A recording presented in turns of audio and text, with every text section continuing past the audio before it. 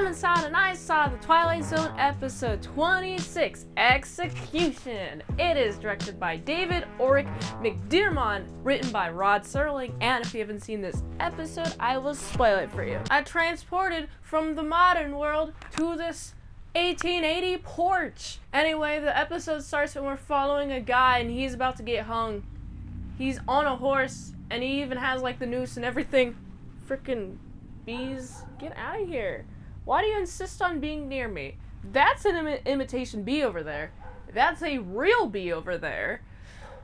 Alright, anyway, so we have this guy, he's being hung, he's about to get hung. He's in the process of being hung. He even gets to the point where he gets dropped from the horse and you see his shadow and he's just there. He's just standing there silently.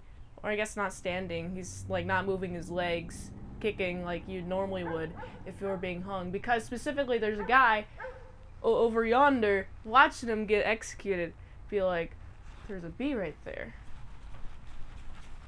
I don't know what the f you were doing.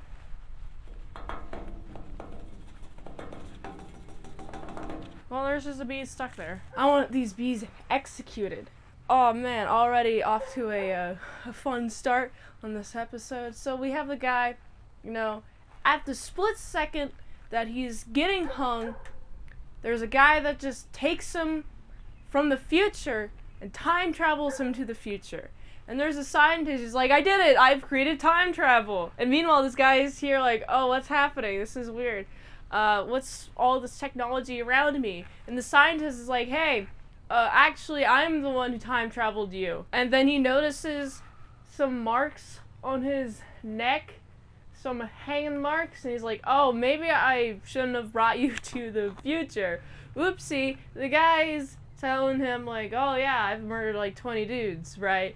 Just casually over 20 dudes. This guy, the scientist dude, is like, oh no, I made a bad decision. But of course, evil prevails because this guy murders the scientist, and I kind of feel bad for this dude because he's running around modern society just being like, "Arr!" Just straight up killing people, running into traffic, all the noise around him of modern society, and he can't handle it whatsoever. He's freaking out. He's causing a couple people to die until the police get him. Right?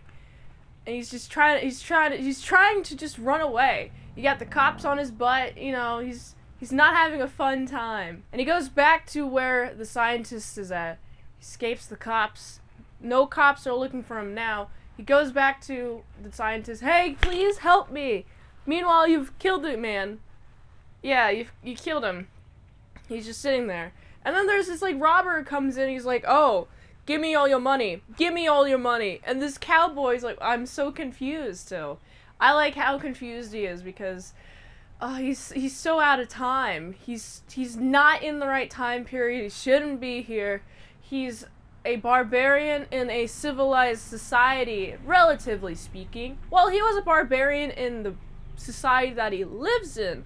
So he most definitely does not belong here. There's this thief, he's like, oh, thank you so much for doing part of my job for me. Bye-bye now. And he hits him. Whack. Whacks him. Guy's unconscious. And this thief's trying to look for a safe or whatever. And it's fun because he gets into the time machine instead. Oh no, I'm trapped. How do I get out of this time machine? How do you activate the time machine? Is it activated by the doors closing? Because you walk in and then immediately it's activated. Is it some sort of motion sensor? Time machine? Anyway, so this guy goes in the past and he goes and replaces the guy who was originally supposed to be hung, and instead he is hung and then he just dies in the 1880s. And we have these dudes watching this body that they hung. It was one man and now it's a different man. And I like those guys because they're like, oh man, I hope we didn't hang an innocent fellow. They did not, but they have no way of knowing, and they have no way of having any closure of any kind because the guy in front of them is now dead. And it's kind of sad. This is an intense episode of the Twilight Zone. It ends with another man being executed. The man originally supposed to be executed is in the future and is possibly dead, has already killed a lot of people in the future as well as in the past. Oh boy. Maybe you should choose your targets better before plucking them from a time guy, scientist guy. Anyway, this is a fun episode. I like this. I like the tone is just really dark, actually, of this episode, and I like the scientist guy is like, oh no, I brought the wrong person back into the future. My favorite part, especially of this episode, has to be when we have the 1880 guy who was supposed to be hung. That guy, he's just in modern society, and he can't do anything except for just freak out and accidentally kill a bunch of people. Not a bunch, a few people. There's not a ton, but you know, there's some casualties going on because he's a scared animal and too much noise. We live in a really noisy society. Have you ever thought about that? Anyway, I mean, there's not really much else to say about this except for what I've said already. It's really dark, and I like it. So, I gotta give this episode, it's a solid, like, 8.5 out of 10. If you like this review, watch another one the platform really likes that. If you want to fast track a movie review, you can do that for $20 deals at patreon.com/ASEPresents. And if you'd like to help support the daily grindiness of all them daily movies, go to this link tree. Find the way you can help support the daily grind of all them daily movie reviews, so you can go here.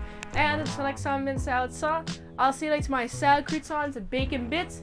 And yeehaw, cowboy! Make sure you don't time travel into nooses today. Adios, yeehaw, partner.